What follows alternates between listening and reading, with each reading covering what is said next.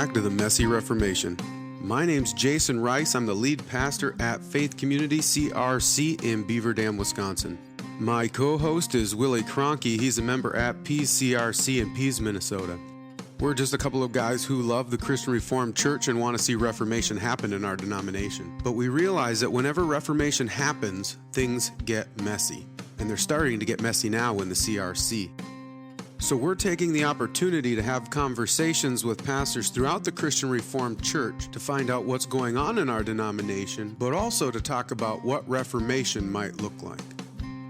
If you haven't already, take a moment, click subscribe so you don't miss any of our upcoming content. We are dropping episodes every single Monday. We also want to say a huge thank you to all those who've supported us on Patreon. It means so much to us, and your donation gives us the ability to keep putting out content and keep leading Reformation in the CRC. You can support us on Patreon by going to patreon.com/themessyreformation. We have a modest goal of 20 supporters at $5 a month. You can also support us by sharing our content. Help us spread these conversations throughout the denomination. With all that said, we're going to get to this week's episode, which is part 1 of our conversation with Scott Muilenburg.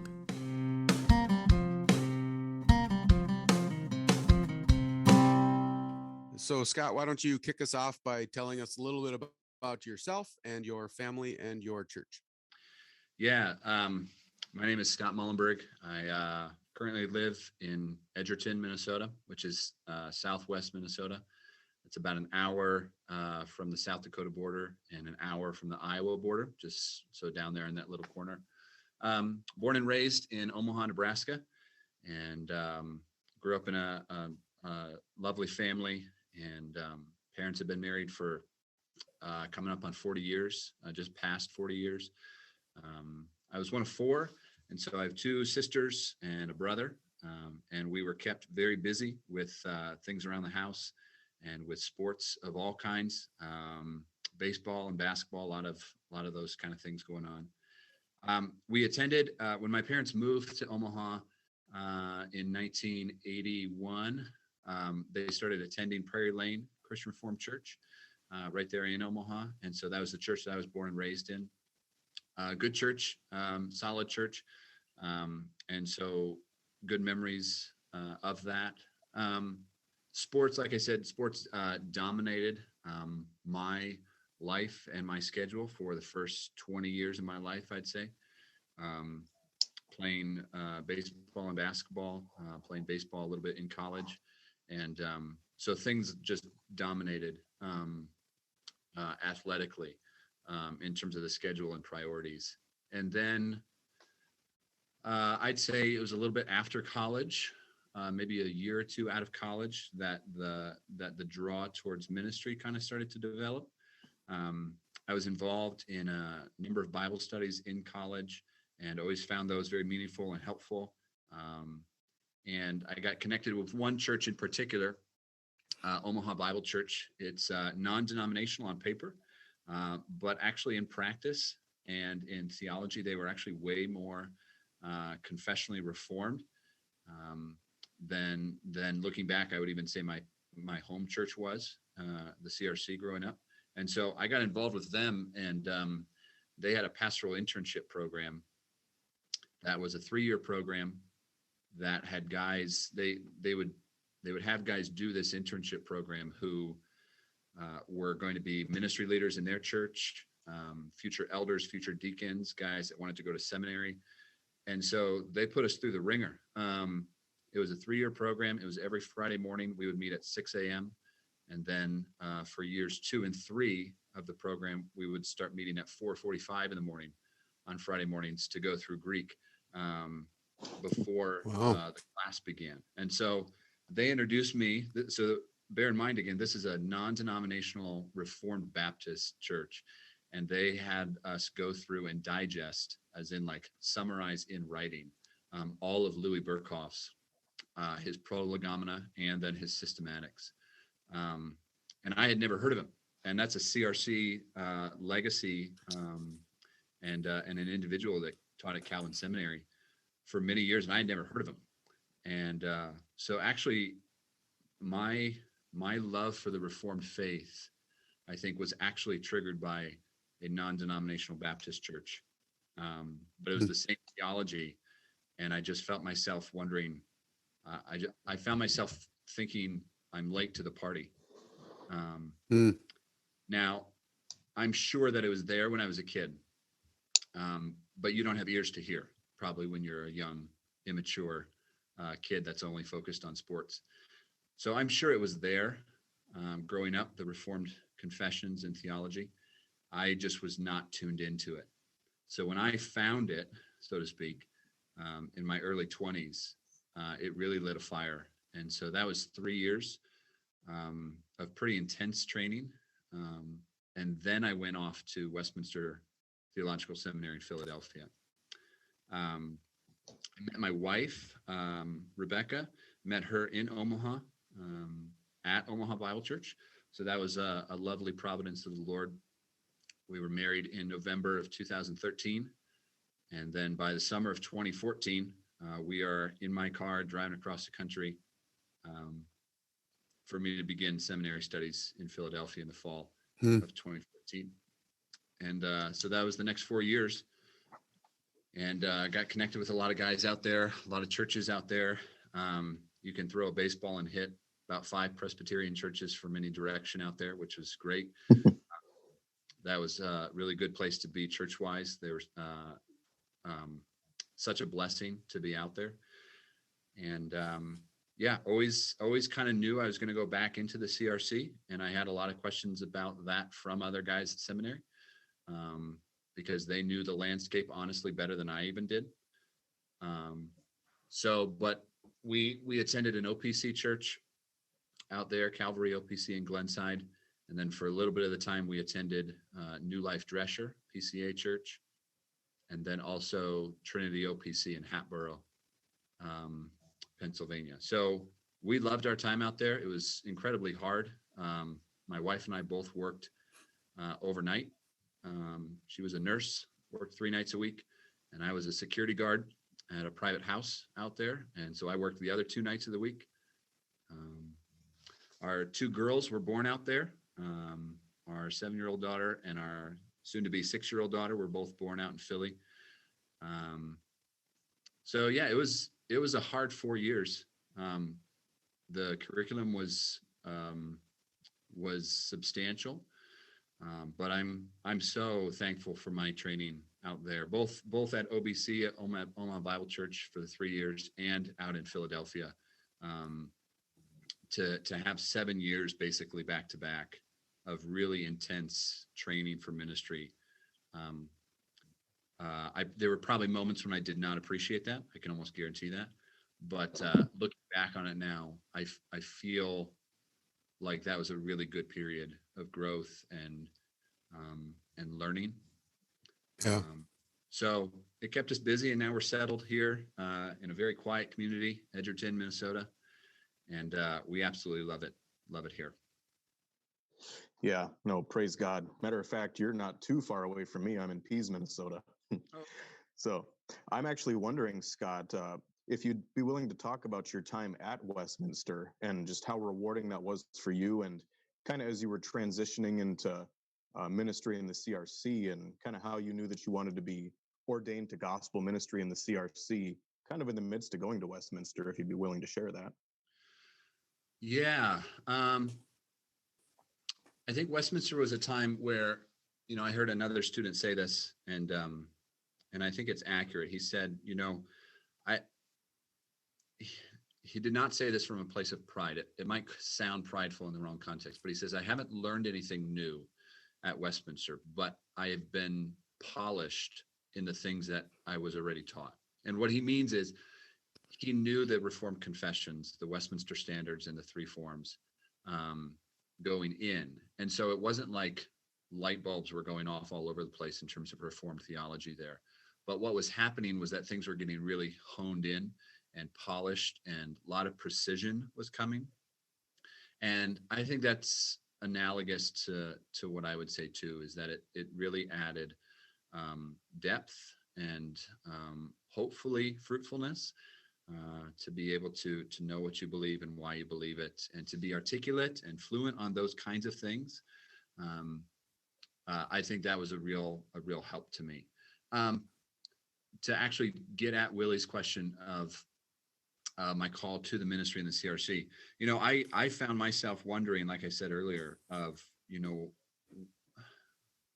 to go through Louis Berkhof's systematics when you're 20 plus years old, and to not really have any depth there, in the sense of it seemed all very new, in terms of a depth that I had not been face to face with.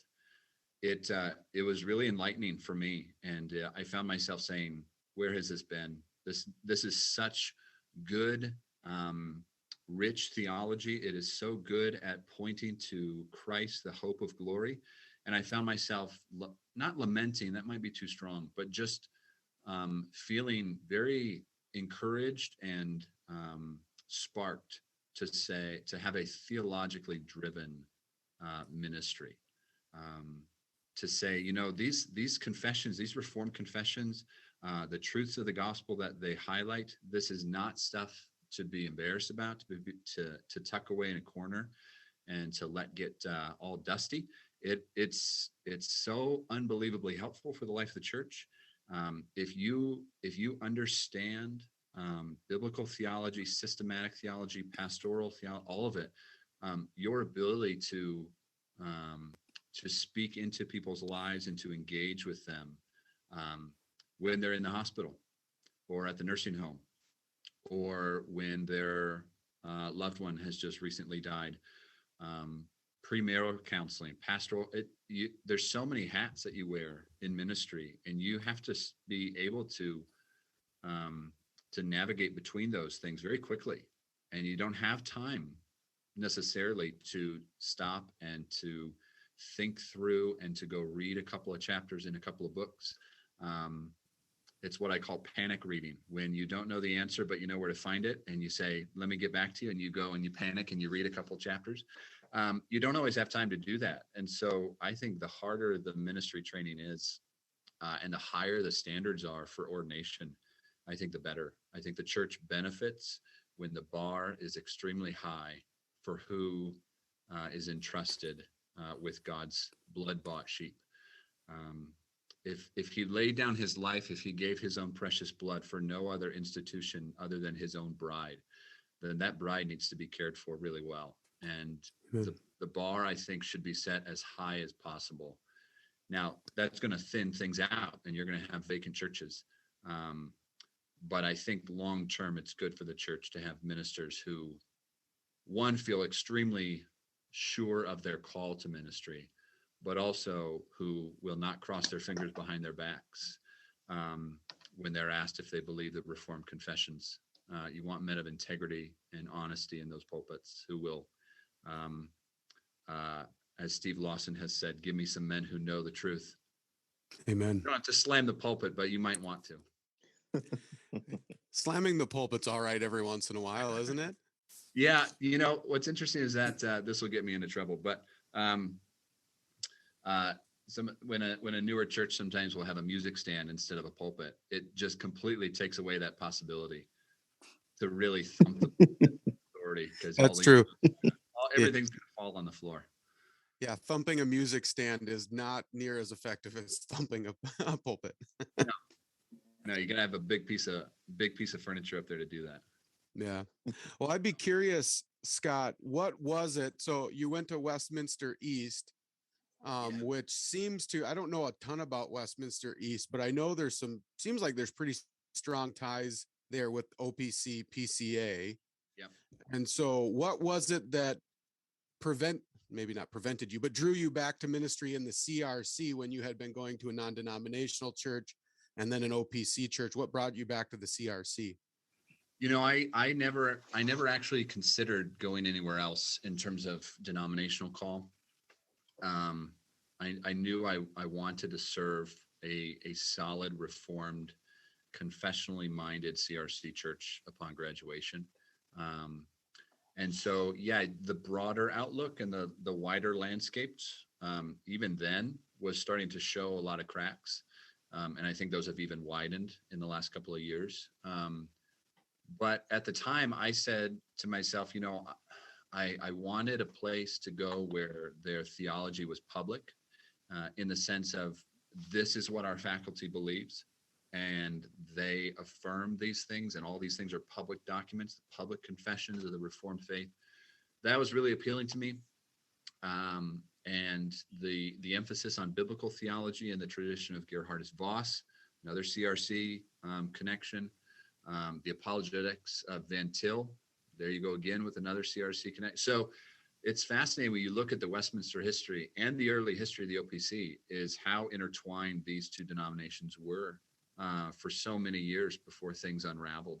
That you have Ned Stonehouse and Cornelius Van Til and Gerhardus Voss and R.B. Kuyper. All these men are just cross pollinating in Philadelphia and the OPC in Westminster. So I really wanted to take that training and to put it to good work, and to be of some small usefulness, I think, in the Lord's church. So I think my time out there, our time out there, was really helpful to be introduced. I had never heard of the OPC before I went out there. I had no connection with that. There are not as many in the Midwest, in Nebraska specifically, as there are in other states. But we loved our time. We just loved our time out there. And so I think the church that we are in now here at First CRC in Edgerton reminds me a lot of those kinds of places that we were, the two OPC churches that we were in Pennsylvania specifically, just in terms of its love for the word. There's nothing that warms a preacher's heart than more than when you hear the pages rustling in the pews as people are following with you and reading along with you and turning the pages, and love for the Reformed confessions, Reformed worship, Reformed church government. It's been said a lot, and I think it's right that Reformed theology is so much more than just the 5 points of Calvinism. You have a whole system of truth, a whole system of doctrine, and it's nice to be in a place that will affirm that and take that to the last day. So, yeah, amen. Well, what someone who's kind of grown up in the CRC then, and now you just said you've kind of always felt called to do ministry in the CRC. What are some of the strengths you think of the Christian Reformed Church?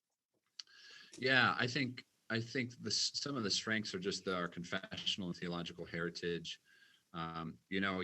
More of it is being translated now to non-Dutch speakers like myself, but the treasure trove of that Dutch Reformed confessional theology with Abraham Kuyper and Louis Berkhoff and Herman Bavinck and Gerhardus Voss. I think that history and that legacy is so precious and valuable and so worth keeping and fighting for. So I love it. All these books that are being translated into English that you can read Bavinck now in a way that you never could have even 20 years ago. And to have access to that, I think, is a huge blessing, that confessionally reformed theology. I think another positive is at least the impulse.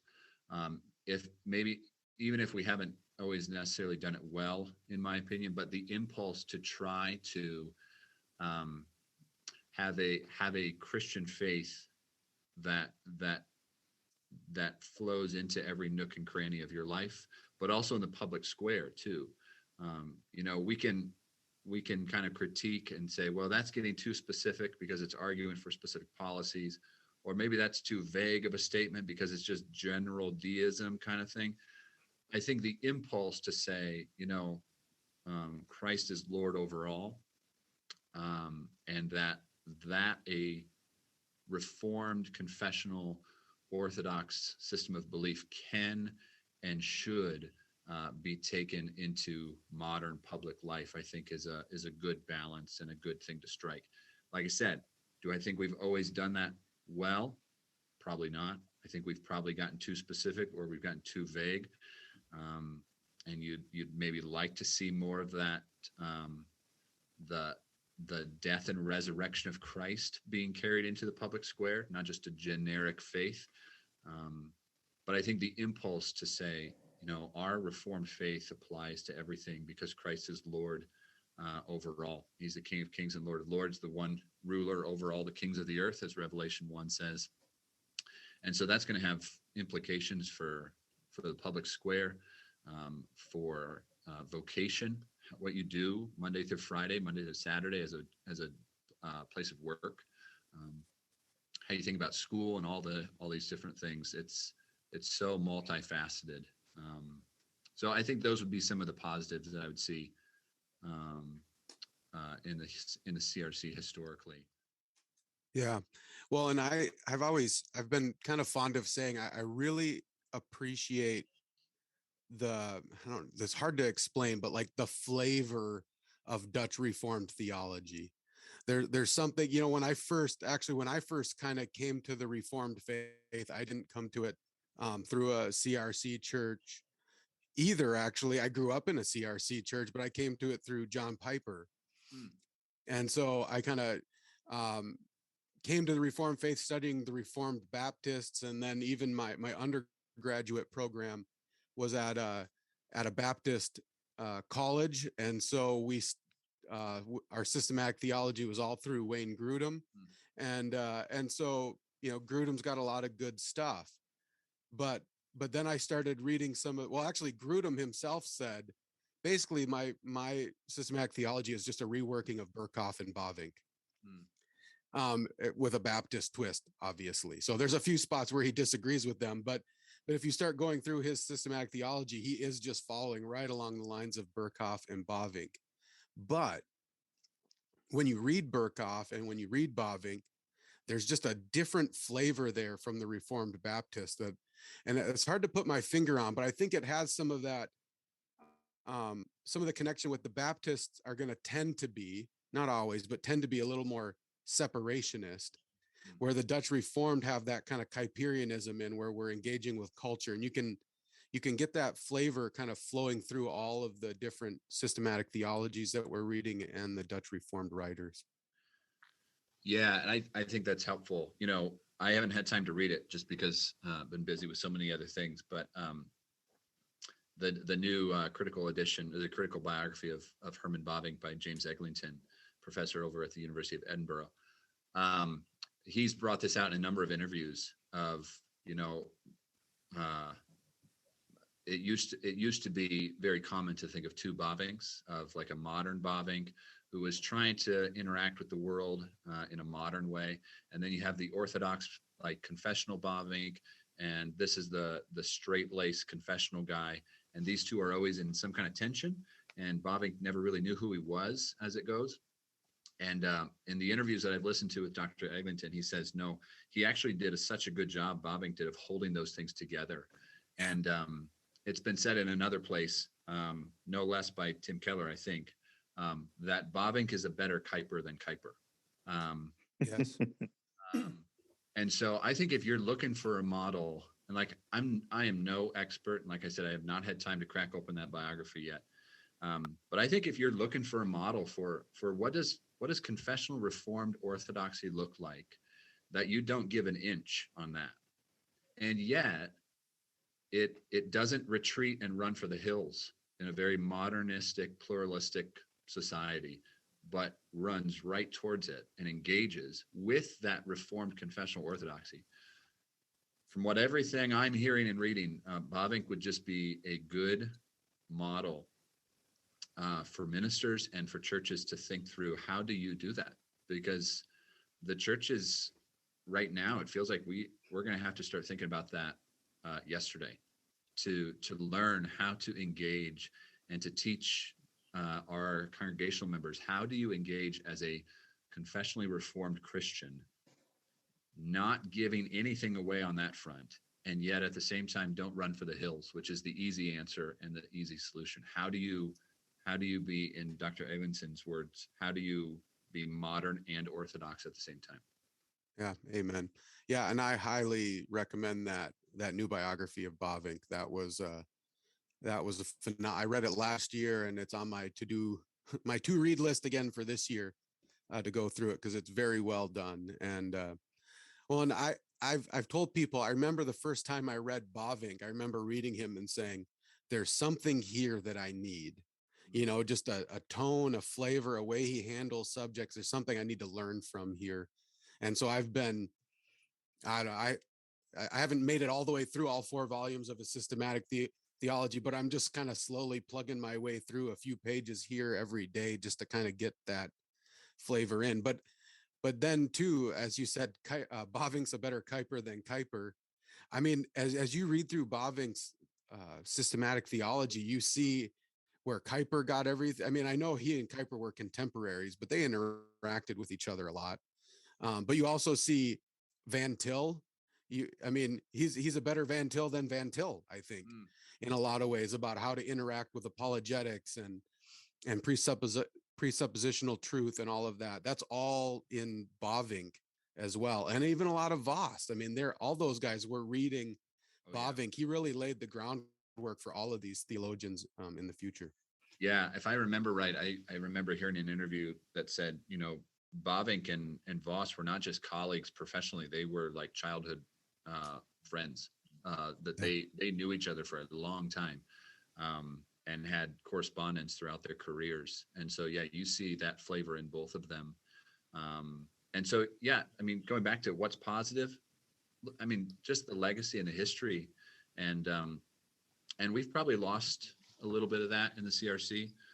Others might say a lot of that, and I think they'd have warrant to say that. But yeah, I'd be curious. I mean, I did not go to Calvin seminary, other than the little bit that I had to do for the EPMC program. But I'd be curious, the graduates there, of how much of that do they have in their toolbox of, yeah, I've read Voss and Bavinck and Kuyper and Berkhoff and Calvin. I don't know how to answer that, but yeah, I would say, from my experience, I graduated from Calvin.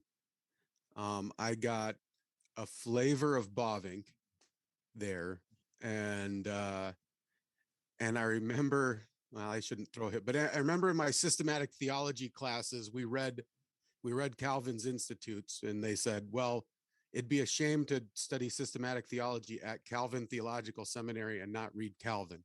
But it was kind of like, this is just the mandatory thing we have to do. Now, that could have been tongue in cheek on their part, but that was about it. Actually, I, on my own, went out and grabbed Voss and Van Til. There was no Voss at Calvin, and I never heard anything about Van Til, a little bit, in an apologetics class. But actually, I was the one bringing up Van Til all the time in in apologetics, because I think he's so good. And so, yeah, I think we've walked away from that a little bit. I've told people it's a shame where I'm going to get to learn more about Voss and Van Til is, well, it's coming out of the OPC, the Reformed Forum, right? They've got a ton of stuff about Gerhardus Voss and a ton of stuff about Van Til. They just love those guys. And I'm thinking, they're CRC boys, and we don't talk about them enough here, and we're not putting out their material. We're not, producing content talking about them. I got to go to the OPC to do that, and that makes me sad. Yeah, we have a great legacy, and we need to find ways to introduce it. And you can do that with Berkhoff, but also the one that was just published by Westminster Seminary Press, the Wonderful Works of God by Bavinck. That's the full, Our Reasonable Faith.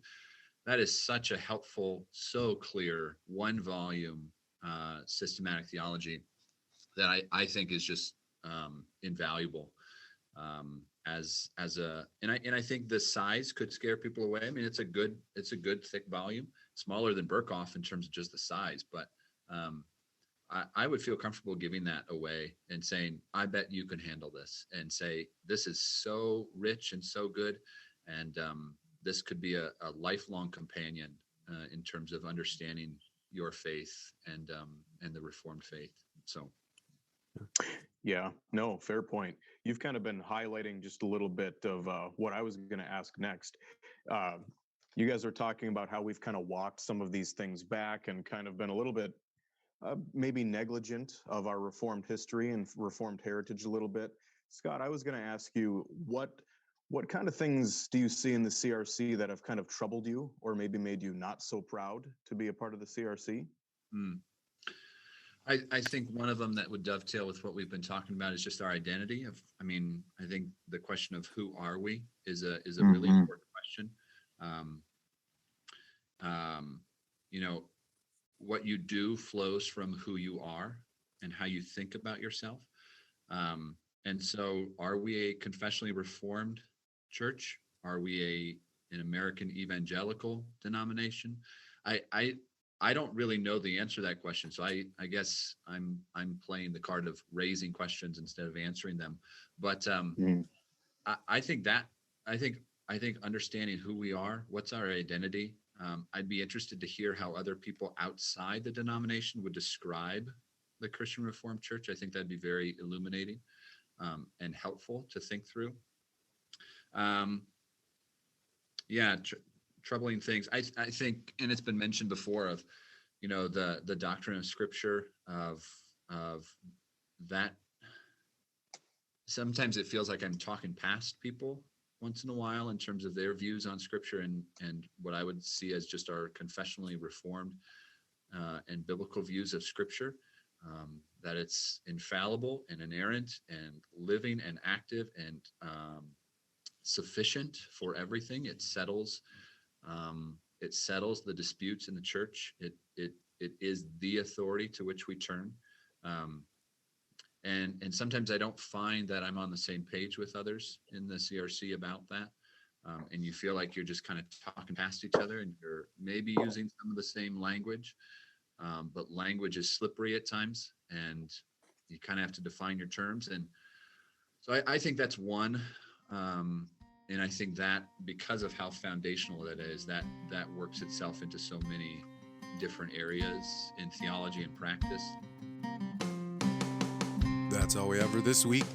Stay tuned next week for part 2 of our conversation with Scott Muilenburg. But until then, don't forget this is Christ's church, and he bought it with his blood. And we've been warned that wolves will come in trying to destroy the flock. So keep a close watch on your life and on your doctrine. Preach the word in season and out of season, and keep fighting the good fight in this messy Reformation.